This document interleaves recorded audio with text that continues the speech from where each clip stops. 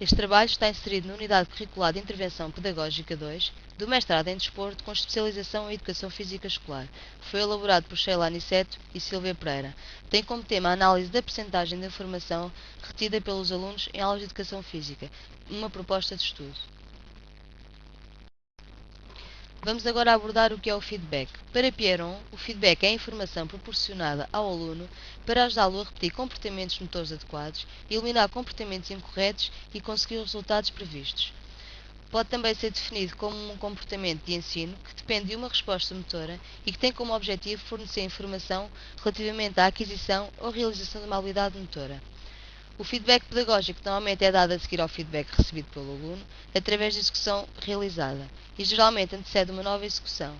O professor, através do feedback pedagógico, fornece informações aos alunos e deste modo ajuda na sua aprendizagem. Assim, o feedback pedagógico pode ser definido como uma forma de comunicação e ensino. Existem dois tipos de feedback: feedback intrínseco e feedback extrínseco. Relativamente ao feedback intrínseco, é a informação fornecida como uma consequência natural da execução de uma tarefa.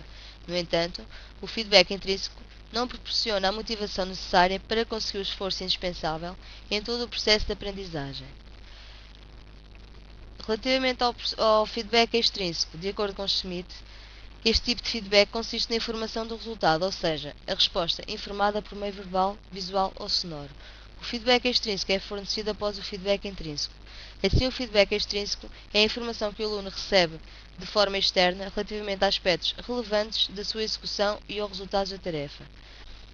O feedback extrínseco pode ser de dois tipos, relacionado com a própria realização, conhecimento da execução ou da performance, e relacionado com o resultado obtido, conhecimento do resultado.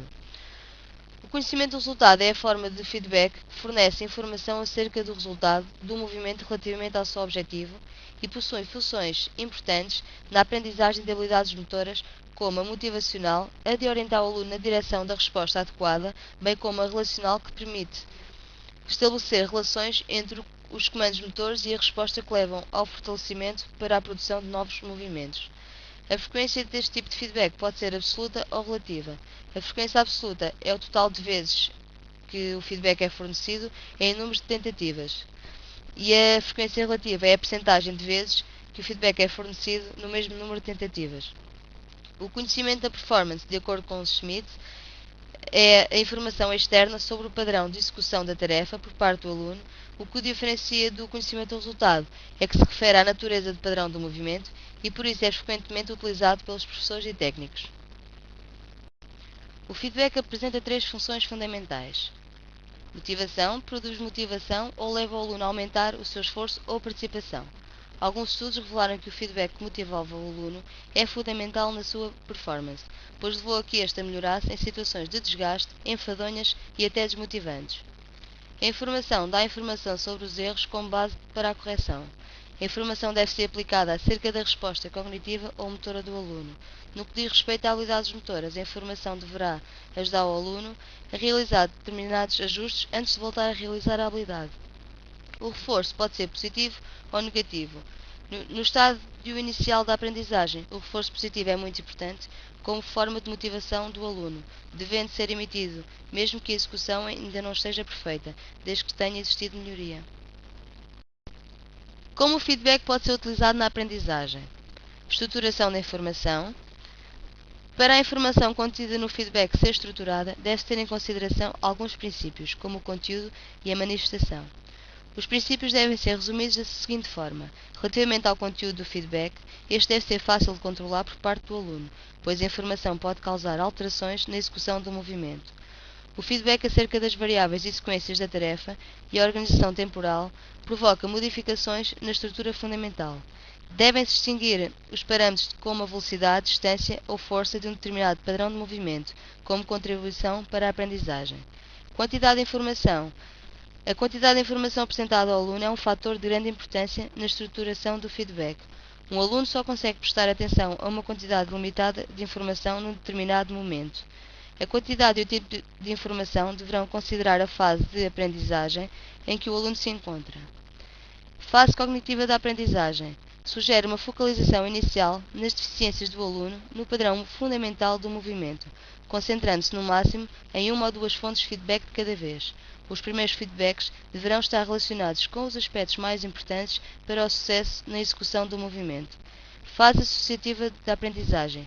Quando o aluno já aprendeu as habilidades motoras básicas, possui um desempenho mais constante. Nesta fase já se pode focalizar a intervenção na correção de pormenores. Para facilitar a transmissão do feedback, devem ser desenvolvidas palavras-chave e frases curtas, de forma a torná-lo objetivo e evitar longas explicações. As palavras-chave desempenham 4 funções importantes: concentração da informação, reduzir o número de palavras, focalizar a atenção do praticante na informação mais relevante e auxiliar a memória. Fase autónoma da aprendizagem. Nesta fase, o aluno já automatizou as habilidades. Com isto, o professor não terá a necessidade de o corrigir com frequência, contudo, deverá continuar a motivá-lo. Variação da informação. O feedback acerca dos erros de execução em habilidades pode ser fornecido em termos de direção do erro, da magnitude do erro ou dos dois e com níveis de variáveis de precisão. Não se deve salientar mais do que um ou dois erros cometidos. Também não se deve fazer observações nas quais se indiquem apenas os erros. Deve-se, sim, salientar os aspectos positivos, de modo a levar que o aluno se sinta seguro. A programação do feedback define-se em 2 tipos. Frequência absoluta de feedback refere-se ao número de apresentações de feedback dadas ao aluno ao longo de um conjunto de tentativas de prática. Frequência relativa de feedback refere-se à percentagem de tentativas que recebem feedback. A comunicação é uma condição sine qua non da vida humana e da ordem social. A palavra comunicação vem do latim comunicar, que significa pôr em comum, entrar em relação com. De acordo com Alves 2003, o ser humano no seu dia-a-dia passa cerca de 75% do tempo a comunicar, a ler, escrever, falar e ouvir. A comunicação é assim uma inevitabilidade, não podemos não comunicar. Comunicamos não só com o que dizemos, mas principalmente com o que fazemos. Os movimentos, as posturas, as expressões faciais, a respiração. De acordo com Alves 2003, a comunicação em qualquer lugar que ocorre prossegue sempre 4 objetivos. Influenciar outras pessoas no sentido de as convencer, por exemplo, influenciar alguém a aderir a um programa de exercício físico e não a outro. Exprimir sentimentos ou emoções acerca de uma determinada situação vivida em comum pelos atletas treinadores. Por exemplo, a frustração face a uma derrota ou a alegria de uma vitória. Obter, dar ou trocar informações relativamente à forma de realizar determinado exercício ou técnica, à tática e estratégia a utilizar em determinado jogo. Manter ou reforçar a validade do canal de comunicação utilizado para que possa continuar a estar disponível em futuras ocasiões.